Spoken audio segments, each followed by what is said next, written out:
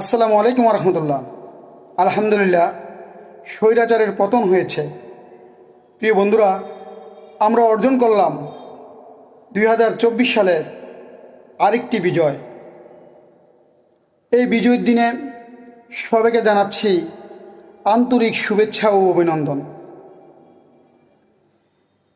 স্মরণ করছি সেই সব শহীদদের যারা তাদের বুকের তাজা রক্ত দিয়ে এই বিজয় আমাদেরকে এনে দিয়েছেন। সেই সব মা ও বাবাদের যারা তাদের কলিজার টুকরো সন্তানদের এই বিজয়ের জন্য জমিনে পেশ করেছেন। প্রিয় বন্ধুরা, আল্লাহ রাব্বুল আলামিন মহাগ্রন্থ আল কোরআনে বলেছেন, বিসমিল্লাহির রহমানির রহিম, ওয়ালা তাহিনু ওয়ালা তাহজানু ওয়া আনতুম আ'লাউনা ইন কুনতুম মুমিনিন। হতাশ হইও না, দুর্বল হইও না, বিজয় তোমাদেরই হবে যদি তোমরা মুমিন হও।